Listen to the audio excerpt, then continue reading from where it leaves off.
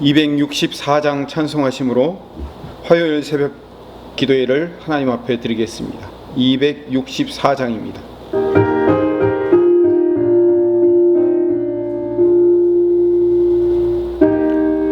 찬송가 264장 정결케 하는 셈이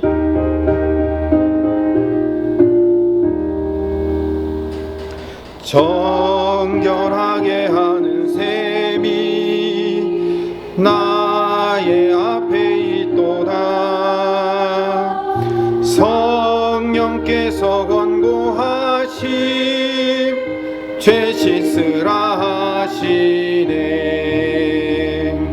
찬양하리 찬양하리 죽임 당한 어린 양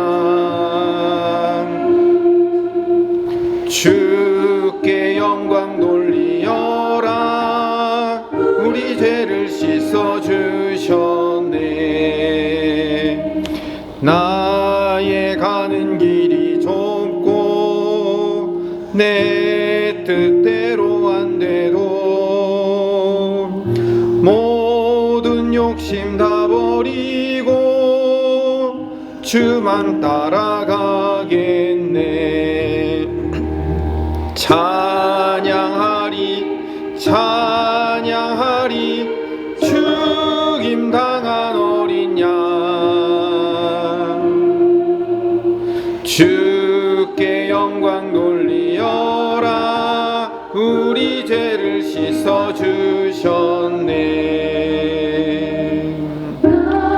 예 마음 제단 위에 불길같이 떠올라 영원토록 찬양하며 주께 영광 돌리세. 찬양하리 찬양하리 죽임 당한 어린 양 주께 영광 돌리어라. 우리 죄를 씻어주셨네.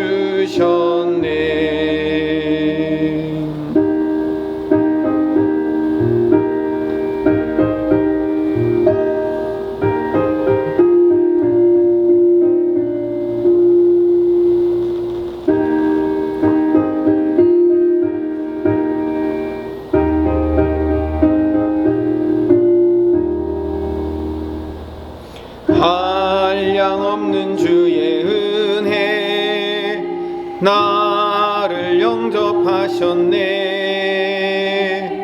내가 지은 모든 죄와 허물 용서하셨네. 찬양하리 찬양하리 죽임 당한 어린 양 주께 영광 돌리어라. 우리 죄를 씻어주셨네. 성부 하나님께 영광 성자 예수께 영광 성령님께 또한 영광 모두 돌려드리세. 찬양하리 찬양하리 죽임 당한 어린 양 주께 영광 돌리어라. 우리 죄를 씻어주셨네.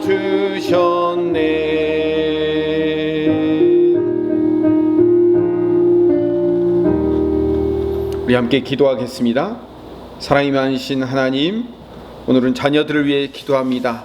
우리 자녀들의 주인이시며 우리의 아버지 되신 하나님, 우리에게 선물로 주시며 우리에게 손님으로 보내주신 우리 자녀들을 하나님의 뜻과 하나님의 방법대로 기르며 하나님의 말씀으로 훈육하게 하여 주시옵소서. 하나님의 영광이 그들의 목표가 되는 삶을 살도록 하나님께서 그들의 삶을 인도하시고 이끌어 주시옵소서. 우리 자녀들을 내 능력과 내 방법으로 키울 수 없습니다. 하나님의 능력과 하나님의 방법으로 하나님의 손길로 하나님의 영이신 성령께서 나의 자녀들을 인도하시고 이끌어 주셔야만 하겠사오니 하나님 우리 자녀들의 성령으로 넘치게 부어주셔서 우리 자녀들을 성령께서 직접 인도하시고 이끄시고 책임져 주시옵소서. 우리 자녀들에게 더욱 큰 비전과 꿈과 소망을 허락하여 주시어서 먼저는 그들의 말과 삶을 통해 예수 그리스도의 복음을 전하게 하시며 또 그들의 삶이 예수님의 그 놀라운 빛과 소금의 그 삶을 전달하며 또한 예수 그리스도의 빛과 소금의 역할을 감당하는 우리 자녀들 되게 하여 주시옵소서. 지금 열심히 최선을 다하여 공부하고 있는 우리 자녀들에게 원하는 학교를 허락하시며 취업을 열심히 준비하고 있는 자녀들에게 적성과 비전에 맞는 좋은 직장과 사업을 만나게 하여 주시옵소서. 결혼을 준비하고 있는 자녀가 하나님께서 준비하신 멋지고 아름다운 배우자를 허락하시며 만나게 하시며 결혼한 자녀들의 가정이 주님 안에서 건강하고 행복한 가정 되게 하시며 적절한 자녀들을 허락하시고 손자 손녀들이 하나님 안에서 그 키가 자라며 지혜가 자랄 수 있도록 주님께서 우리 자녀들과 자녀들의 가정을 늘 지키시고 인도하여 주시옵소서. 가장 중요한 것은 우리의 자녀들이 하나님을 잊지 않고 하나님을 그 마음 중심에 모시고 사는 우리의 자녀들 되게 하여 주시옵소서. 오늘도 말씀 가운데 함께하여 주시기를 간절히 바라옵고 예수님 이름으로 기도드립니다. 아멘.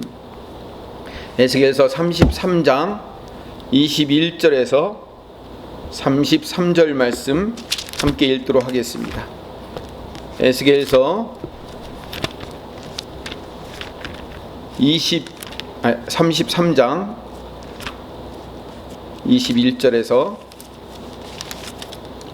33절 말씀, 교독이 어려우니까 제가 읽도록 하겠습니다. 여러분들도 같이 따라 읽어주시면 더 좋겠습니다. 구약성경 1203쪽 에스겔서 33장 21절부터 33절 말씀입니다. 우리가 사로잡힌 지 12째 해 10째 달 5째 날에 예루살렘에서부터 도망하여 온 자가 내게 나와 말하기를 그 성이 함락되었다 하였는데 그 도망한 자가 내게 나오기 전날 저녁에 여호와의 손이 내게 임하여 내 입을 여시더니 다음 아침 그 사람이 내게 나올 그때에 내 입이 열리기로 내가 다시는 잠잠하지 아니하였노라. 여호와의 말씀이 내게 임하여 이르시되 인자야 이 이스라엘 백성 이 황폐한 땅에 거주하는 자들이 말하여 이르기를 아브라함은 오직 한 사람이라도 이 땅을 기업으로 얻었나니 우리가 많은즉 더욱 이 땅을 우리에게 기업으로 주신 것이 되느니라 하는도다. 그러므로 너는 그들에게 이르기를 주 여호와께서 이같이 말씀하시되 너희가 고기를 핏째 먹으며 너희 우상들에게 눈을 들며 피를 흘리니 그 땅이 너희의 기업이 될까 보냐. 너희가 칼을 믿어 가증한 일을 행하며 각기 이웃의 아내를 더럽히니 그 땅이 너희의 기업이 될까 보냐 하고 너는 그들에게 이르기를 주 여호와께서 이같이 말씀하시되 내가 나의 삶을 두고 맹세하노니 황무지에 있는 자는 칼에 엎드러뜨리고 들에 있는 자는 들짐승에게 넘겨 먹히게 하고 산성과 굴에 있는 자는 전염병에 죽게 하리라. 내가 그 땅이 황무지와 공포의 대상이 되게 하고 그 권능의 교만을 그치게 하리니 이스라엘의 산들이 황폐하여 지나갈 사람이 없으리라. 내가 그들이 행한 모든 가증한 일로 말미암아 그 땅을 황무지와 공포의 대상이 되게 하면 그때에 내가 여호와인 줄을 그들이 알리라 하라. 인자야 내 민족이 담 곁에서와 집 문에서 너에 대하여 말하여 각각 그 형제와 더불어 말하여 이르기를 자 가서 여호와께로부터 무슨 말씀이 나오는가 들어보자 하고 백성이 모이는 것 같이 내게 나오며 내 백성처럼 내 앞에 앉아서 내 말을 들으나 그대로 행하지 아니하며 이는 그 입으로 사랑을 나타내어도 마음으로는 이익을 따름이라. 그들은 내가 고운 음성으로 사랑의 노래를 하며 음악을 잘하는 자같이 여겼나니 내 말을 듣고도 행하지 아니하거니와 그 말이 응하리니 응할 때에는 그들이 한 선지자가 자기 가운데 있었음을 알리라. 아멘.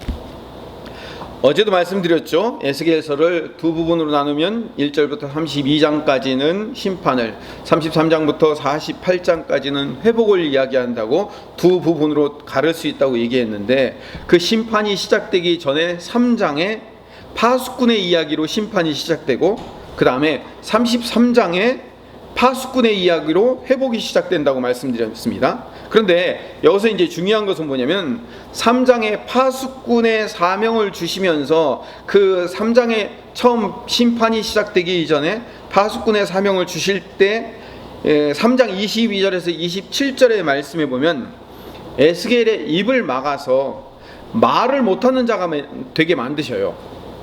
3장으로 가봅시다. 우리 에스겔서 3장을 다시 보면 에스겔서 3장 22절을 봅시다. 에스겔서 3장 22절에 보면 여러분 22절 위에 글씨가 제목이 쓰여져 있죠. 어떻게 쓰여져 있죠? 에스겔이 말 못하는 자가 되다라고 돼 있죠. 그 에스겔이 말 못하는 자가 되는 거 바로 전에 무슨 이야기가 있었어요? 어제도 제가 읽어드렸지만 16절부터 21절까지는 16절 위에 제목을 봅시다. 파수꾼 에스겔이라고 돼 있죠. 그러니까 파수꾼 이야기가 나온 다음에 그 다음에 에스겔이 말 못하는 사람이 되는 거예요. 26절 27절만 읽어보겠습니다. 같이 읽읍시다. 내가 내 혀를 내 입천장에 붙게 하여 내가 말 못하는 자가 되어 그들을 꾸짖는 자가 되지 못하게 하리니 그들은 패역한 족속이니라. 그러나 내가 너와 말할 때 내 입을 열리니 너는 그들에게 이르기를 주 여호와의 말씀이 이러하다 하라. 들을 자는 들을 것이요 듣기 싫은 자는 듣지 아니하리니 그들은 반역하는 족속임이니라 라고 얘기해서 이 에스겔의 혀가 입천장에 붙어서 말을 못하도록 만드셨어요. 그리고 이제 회복에 대한 이야기 33장으로 넘어와서 그 혀가 입천장에 붙어서 말을 못하는 그 말이 드디어, 그러니까 입이 열리기 시작했다고 말하고 있습니다. 33장을 봅시다. 33장으로 다시 돌아가면 33장 1절부터 파수꾼의 이야기가 다시 시작됩니다. 1절부터 9절까지. 그리고 33장 22절을 봅시다. 22절 다시 한번 읽어보겠습니다. 22절. 그 도망한 자가 내게 나오기 전날 저녁에 여호와의 손이 내게 임하여 내 입을 여시더니 다음 아침 그 사람이 내게 나올 그때 내 입이 열리므로 내가 다시는 잠잠하지 아니하였노라 라고 되어 있습니다. 제가 이걸 정리하겠습니다. 심판이 시작되기 전에 파수꾼의 이야기를 하시고 그 입이 닫힘으로 에스겔이 시작돼요. 그래서 심판이 계속 진행되는 겁니다. 물론 여기에는 한 가지 의문이 있긴 합니다. 어떻게 말 못하는 자가 되었는데 계속해서 심판의 말씀을 전할 수 있습니까? 여기에 대해서는 목사님들이나 여러 학자들에 대한 의견이 분분하긴 합니다. 그러나 이 말씀을 문자 그대로 인정했을 때는 그 회복의 이야기가 시작되는 33장에 가서야 이 에스겔의 입이 열리게 되는 거예요. 같은 파수꾼의 이야기가 나올 때 그 중간에 글을 써서 전달할 수도 있고 아니면 대언자를 쓸 수도 있고 그것은 여러 가지 의견이 있을 수 있지만 우리가 이제 말씀을 그대로만 해석하자고 보면 3장의 심판의 이야기가 시작되면서 너는 파수꾼이다. 근데 너 입이 닫힌다 라고 얘기하고 드디어 이제 회복의 이야기가 시작되고 너는 이제 다시 파수꾼이다 라고 이야기하고 회복의 이야기가 시작될 때 그 입이 열리더라는 거죠. 그런데 문제는 그 입이 열리는 시점이 굉장히 중요해요. 어떤 시점이냐면 33장 21절을 가봅시다. 21절 우리가 오늘 읽은 첫 절이에요. 21절 우리가 사로잡힌 지 12째 해라고 되어 있습니다. 제가 에스겔 계속 강의하면서도 말씀드렸지만 여기서 12째 해라는 것은 뭘 의미하냐면 에스겔이 여호야긴 왕과 함께 2차 포로로 끌려온 지 12째 해가 됐다는 얘기예요. 그러니까 제2차 포로로 지금 도망와서 벌써 12째 해가 됐으니까 11년이 경과한 겁니다. 근데 요 11년이 경과한 요 때가 아주 중요한 때입니다. 제가 2차 포로로 끌려왔다고 그랬죠. 근데 3차 포로로 끌려온 때가 언제냐면 바로 11년 후에 3차 포로로 끌려오게 되는 겁니다. 그래서 21절에 보면 우리가 사로잡힌 지 12째 해 10째 달 5째 날에 예루살렘에서부터 도망하여 온 자가 내게와 말하기를 그 성이 함락되었다 하였는데, 그러니까 3차 포로로 이제 끌려온 거예요. 도망하여 왔다라고 얘기하지만 사실은 3차 포로로 끌려온 거예요. 이미 예루살렘 성은 그 3차 포로로 끌려올 때 멸망당하는 거죠. 시드기야 왕과 함께. 그래서 2차 포로로 여호야긴과 왕과 함께 끌려올 때가 BC 597년이거든요. 근데 3차 포로로 끌려올 때는 우리가 잘 아는 대로 BC 586년에 예루살렘과 남유다가 멸망하거든요. 그때가 3차 포로로 끌려올 때란 말이에요. 그래서 597년 빼기 586년 하면 횟수로 11년이 되는 겁니다. 에스겔은 지금 21절에 우리가 사로잡힌 지 12째 해라고 되어 있지만 포로가 된 해를 1년으로 계산하면 이 11년이라는 기간이 딱 맞는 거예요. 그래서 에스겔이 이미 2차로 포로로 끌려와 있을 때 그 아직 남아있는 백성들을 향해서 뭐라고 예언을 했냐면, 예루살렘에 있는 남아있는 백성들에게 결국 그 심판은 완성되어 이루어질 거다. 예루살렘 성은 멸망할 것이다. 너희들의 죄로 말미암아 이 성은 회파되고 끝장날 것이다. 그 땅에 떠나서 바벨론 포로로 끌려와서 하나님이 원하는 기간까지 살게 될 것이다 라고 계속 수차례 경고하고 말씀하고 심판을 예언했음에도 불구하고 남유다 백성들은 그것을 믿었어요, 안 믿었어요? 안 믿었죠, 당연히. 그런데 안 믿고 우리 백성들은 다시 회복될 거다, 일어날 거다라고 늘 거짓 선지자들의 말을 듣고 그 말을 믿고 있었는데, 결국은 어떻게 됐냐면 이 에스겔이 예언한 대로, 물론 에스겔이 예언한 대로기보다는 하나님이 말씀하신 대로죠. 하나님이 말씀하신 대로 이 에스겔의 예언에 따라 예루살렘 성은 BC 586년에 멸망하고 3차 포로로 이스라엘 백성들이 거의 대부분 끌려오게 된 거죠. 그리고 모든 이방 민족들도 함께 같이 멸망할 것을 32장까지 예언을 한 거예요. 근데 그렇게 해서 완전히 예루살렘 성이 쑥대밭이 되고 폐허가 될 정도로 완전히 멸망당할 때까지도 남유다 백성들은 에스겔의 예언을 믿지 않았던 거예요. 여기에 문제가 있는 거예요. 자기들이 실제로 포로로 끌려서 잡혀오고 나서야 에스겔이 전에 했던 얘기가 이제 맞는 거구만, 이제 그 얘기가 진짜 하나님의 이야기구만 하고 그제서야 믿게 된 거예요. 근데 예루살렘 성이 완전히 멸망하고 3차 포로로 끌려와서 그 끌려온 사람, 바벨론으로 도망온 사람이 뭐라고 얘기하냐면, 아이고 우리 예루살렘 성이, 하나님의 성전이 완전히 멸망하고 완전히 회파되었습니다 라고 에스겔에게 말하자 그 에스겔의 입이 드디어 거기서 뭐 하는 거예요? 열렸다는 거예요. 이게 오늘 본문의 이야기인 거죠.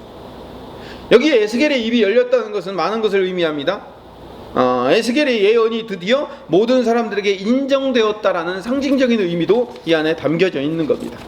그러면서 이제 33장부터 회복의 이야기가 시작되는 거죠. 근데 문제는 이거예요. 에스겔의 예언이 실제로 이루어졌고 3차 포로로 끌려온 자들이 자기들의 눈으로 직접 예루살렘 성이 폭삭 망하고 성전이 완전히 돌 위에 돌 하나도 남지 않고 멸망당하는 모습을 보고 나서야 아하, 하나님의 심판이 맞긴 맞구나, 에스겔의 예언이 정말로 맞네라고 그것이 이루어졌다는 것을 실제로 경험하고 돌아왔음에도 불구하고 이 이스라엘 백성들이 여전히 안 믿는 거예요. 그리고 실제로 내가 그 심판을 당했는데도 불구하고 안 믿어요. 이게 죄악된 인간의 본성인 거예요. 23절 24절을 봅시다. 23절 24절 여호와의 말씀이 내게 임하여 이르시되, 인자야, 이 이스라엘의 이 황폐한 땅에 거주하는 자들이 말하여 이르기를, 그러니까 1차 2차 3차로 포로로 끌려왔음에도 불구하고 아직까지도 거기에 남아있는 자들이 조금 있었어요. 근데 그 남아있는 자들이 뭐라고 얘기하냐면 이렇게 얘기하는 거예요. 말하여 이르기를, 아브라함은 오직 한 사람이라도 이 땅을 기업으로 얻었나니 우리가 많은즉 더욱 이 땅을 우리에게 기업으로 주신 것이 되느니라 하는도다. 아브라함이 한 사람이었는데도 이 땅을 차지했는데 우리는 아브라함보다 얼마나 많은 수가 있느냐. 그러니까 이 땅을 우리가 여전히 차지할 수 있다라고, 아직도 예루살렘이 멸망하고 하나님 남유다가 멸망하고 이들은 포로로 끌려가야만 하며 하나님이 정해진 70년이라는 기간이 채워져야만 회복되어 돌아온다는 이 하나님의 말씀을 끝까지 인정을 안 하는 거예요. 징그럽게 인정을 안 하는 거죠. 왜? 아직 그들은 그렇게 1차, 2차, 3차로 포로로 끌려가고 완전히 성이 멸망했음에도 불구하고 자기들은 여전히 남아있거든요. 그게 인간의 본성인 거예요. 그래서 25절부터 29절까지의 말씀 보면 에스겔의 입을 통해서 하나님께서 그 남아있는 그 백성들, 1, 2, 3차 포로로 끌려갔음에도 불구하고 아직까지 남아있는 그 백성들에게 대해서 완전히 너희들은 아주 그냥 그 뿌리까지 멸망당할 것에 대한 이야기를 선언하고 계십니다.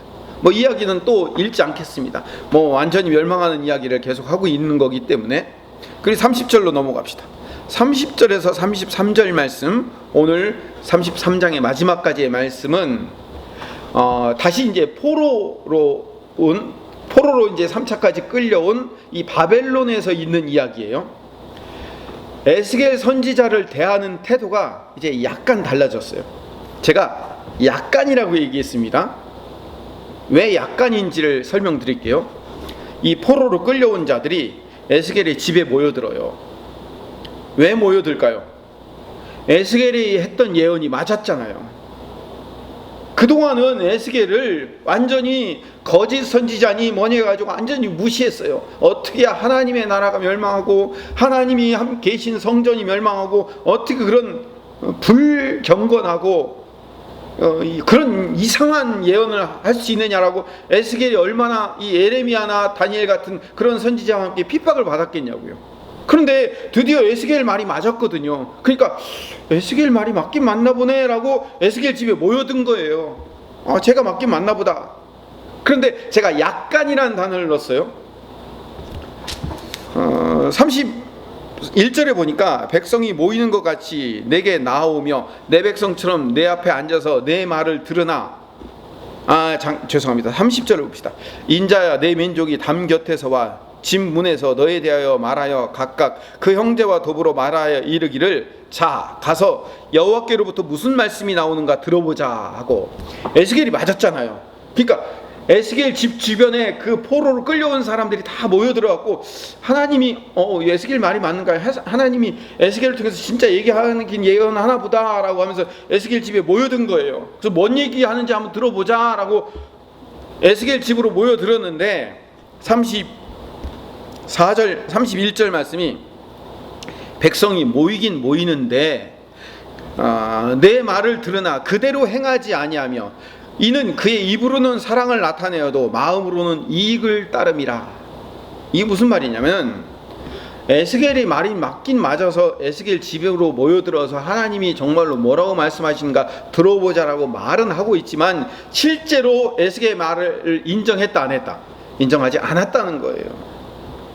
입으로는 하나님 사랑합니다. 하나님께 충성합니다. 하나님과 동행하며 여태까지 살았습니다. 말은 거창하게 잘하는데 마음으로는 자기 이익에만 충실한 거예요. 여러분, 거짓 선지자들, 그 많은 거짓 선지자들의 말을 믿고 예루살렘은 안 망한다, 예루살렘 멸망하지 않는다 했던 그 거짓 선지자들의 말을 믿은 이유가 뭐예요? 이익에 따른 거잖아요. 내가 바벨론 포로로 안 끌려가게 말씀 만들겠다는 그 선지자의 말을 믿은 거잖아요. 자기 이익의 말을 믿은 거지 하나님의 심판의 말씀을 믿은 게 아니라는 거예요, 이 백성들이. 그래서 31절 마지막에 그 입으로는 사랑을 나타내어도 하나님 사랑한다고 말은 해도 마음으로는 이익을 따릅니다. 마음으로는 나한테 좋은 얘기해 주는 사람 말만 듣고 산다는 거예요. 심판의 얘기를 듣는 사람, 심판의 말을 전하는 선지자의 말을 귀를 닫고 살았다는 거예요, 지금까지. 32절을 봅시다. 그들은 내가 고운 음성으로 사랑의 노래를 하며 음악을 잘하는 자같이 여겼나니, 쉽게 얘기하면 뭐예요? 공연장에서 연기하는 연극 배우나 아니면 노래 부르는 가수처럼 여길 뿐이지 네 말을 진짜 듣진 않은 거예요.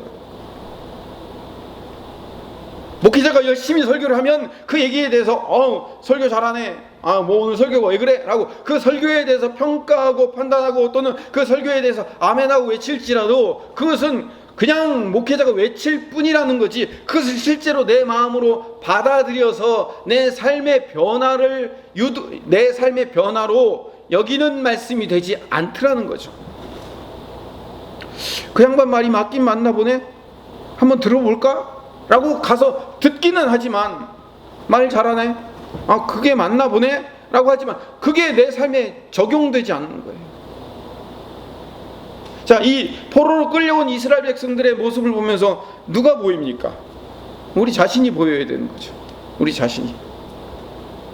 이스라엘 백성들은 포로로 끌려왔음에도 불구하고 정말로 끝까지 하나님께서 에스겔 선지자에게 주신 말씀을 인정하려고 하지 않았고 그들의 삶을 바꾸어서 변화된 행동으로 살아가려고 하지 않았다는 거예요. 여러분, 지금 에스겔서 우리 같이 새벽마다 읽은 분들은 아시겠지만 1장부터 32장까지 그 이스라엘 백성들과 아니면 이방 민족들과 심판받을 수밖에 없는 이유에 대해서 쭉 설명하면서 반복한 이야기가 뭐예요? 그들이 정의와 공의를 따르지 않고 백성들을 괴롭히고 하나님의 뜻대로 살지 않았던 그 결과로 말미암아 심판당한다, 그럴 수밖에 없는 심판의 결과가 이루어질 수밖에 없다라는 얘기를 계속 말씀드렸잖아요. 그러면 그래서 우리가 이렇게 심판받는구나, 그래서 우리가 그 고향 땅을 떠나서 예루살렘 성이 무너지고 우리가 여기까지 와가지고 이 바벨론, 이 생전 듣도 보도 못했던 이 땅에 와가지고 우리가 포로 생활할 수밖에 없구나라는 것을 깨닫고 그 삶이 변해야 된단 말이에요. 근데 변하진 않고 여전히 귀로만 듣고 있고 네 말이 맞긴 맞나 보네 라고 하고는 있지만 실제로 그게 변하지 않더라는 거죠. 정말로 예언의 말씀을 들으면 당신 말이 맞네요. 정말 당신 말대로 우리 삶이 변하지 못했기 때문에 그렇군요. 우리 삶이 변해야 됩니다 라고 느헤미야처럼 통에 자복하며 내 죄뿐만 아니라 내 조상의 죄까지 끌어와서 그것이 우리의 잘못이었으며 우리의 죄악 때문에 우리가 이렇게 고통당할 수밖에 없었습니다 라고 통에 자복하지 않고 그저 이익에만 귀가 발달되어서 그쪽으로만 쫓아가는 그 이스라엘 백성들의 마음에 변화가 전혀 없다는 것을 이야기하고 있는 거예요. 오늘 말씀을 정리합시다. 제가 믿음으로 살아가야 된다고 주일마다 출애굽기 계속 설교를 하고 있습니다. 앞으로도 아마 계속 더 설교를 할 수도 있을 겁니다. 정말로 우리는 믿음으로 살아가야 됩니다. 어떠한 상황과 어떠한 환경에도 변함없이 하나님은 우리를 인도하시며 채우시며 함께 하시며 우리와 동행하신다는 사실을 믿음으로 굳건히 믿고 불안해하거나 염려하지 않고 살아가야 됩니다. 그런데도 불구하고 정작 우리 삶 가운데 염려할 상황이 닥치면 우리의 행동이 변하지 않는 거예요. 늘 우리는 염려할 수밖에 없고 늘 우리는 불안에 떨 수밖에 없고 우리는 우리의 삶에 변화가 없는 거죠.